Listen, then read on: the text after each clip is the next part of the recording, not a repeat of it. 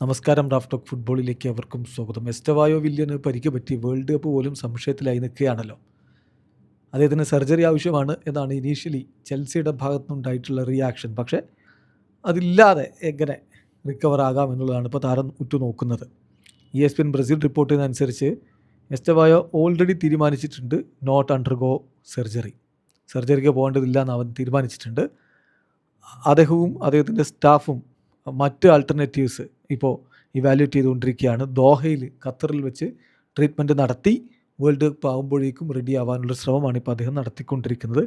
ശരിക്കും പറഞ്ഞാൽ this is a last attempt to speed up recovery from the injury in hope of the world cup കളിക്കാൻ കഴിയുമെന്നുള്ളൊരു പ്രതീക്ഷയിൽ recovery speed up ആക്കാനുള്ള ശ്രമമാണ് താരം നടത്തുന്നത്. അതേസമയം ബ്രസീലിയൻ മാധ്യമങ്ങൾ താരത്തിന് ഇപ്പോൾ പറ്റിയിട്ടുള്ള ഈ പരിക്കിന് ചെൽസിയെയാണ് കുറ്റപ്പെടുത്തുന്നത്.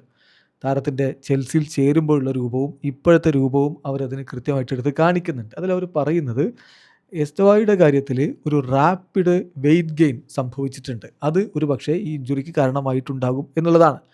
എന്ന് പറഞ്ഞാൽ യഥാർത്ഥത്തിൽ അദ്ദേഹത്തിന് വേണ്ടിയിരുന്നത് ഒരു സ്ലൈറ്റ് ഇൻക്രീസ് ആണ് അദ്ദേഹത്തിൻ്റെ മസിലിൽ. അത് അദ്ദേഹത്തിൻ്റെ ആക്സലറേഷൻ ബൂസ്റ്റ് ചെയ്യാൻ വേണ്ടിയിട്ട് അത് ആവശ്യമായിരുന്നു. പക്ഷേ അതിന് പകരം ചെൽസി ഇപ്പോൾ താരത്തിന് വലിയ രൂപത്തിൽ വെയ്റ്റ് ഗെയിൻ ഉണ്ടാക്കുന്ന രൂപത്തിലാണ് കാര്യങ്ങൾ കൊണ്ടുപോയത്. ചില മാധ്യമങ്ങളെങ്കിലും അഡാമ ട്രയോറയുടെ ആ ഒരു ആകാരവുമായി ബന്ധപ്പെടുത്തിയാണ് ഇപ്പോൾ എസ്റ്റവായോയുടെ ഷേപ്പിനെ കൂട്ടിക്കെട്ടി പറഞ്ഞത്. അപ്പോൾ അങ്ങനെ ചെയ്യാൻ വേണ്ടി ചെൽസി ശ്രമിച്ചു. ആ ഒരു ഡിഫറൻസ് വെറും ഹാഫ് എ സീസൺ കൊണ്ടാണ് ഇത് സംഭവിച്ചിട്ടുള്ളത്. അതുപോലെ തന്നെ പലരും കംപ്ലയിൻറ്റ് ചെയ്യുന്നുണ്ടായിരുന്നു ലിയാം റോസ്നെയറുടെ ട്രെയിനിങ്, അതിൽ ഒരുപാട് സ്പ്രിൻറ്റിങ്ങും മറ്റു കാര്യങ്ങളൊക്കെ ഉൾപ്പെടുന്നു എന്നുള്ള. അപ്പോൾ അതുകൂടി വെച്ച് എന്ന് പറഞ്ഞാൽ rapid weight gain plus Indian sprint demands രണ്ടും കൂടി വന്നപ്പോൾ വലിയൊരു ഡിസാസ്റ്റർ സംഭവിച്ചു.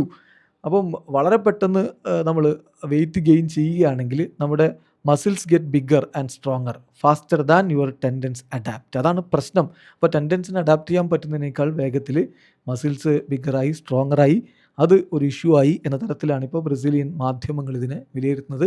ചെൽസിയാണ് ഇതിന് പുറകിൽ എന്ന തരത്തിൽ കാര്യങ്ങൾ അവർ പറഞ്ഞു വെക്കുന്നു. ഏതായാലും ചെറിയ പ്രായമുള്ള പയ്യനാണ്. ഈ വേൾഡ് കപ്പ് അവനൊരു ബിഗ് ഓപ്പർച്യൂണിറ്റി ആയിരുന്നു. വേൾഡ് കപ്പിന് അവന് ഉണ്ടാകാൻ പറ്റുമോ എന്നുള്ള കാര്യം ഇപ്പോൾ സംശയത്തിലായി. വീഡിയോ അവസാനിക്കുന്നു. ഫുട്ബോൾ ലോകത്തെ കൂടുതൽ വിശേഷങ്ങളുമായി റാഫ് ടോക്സ്.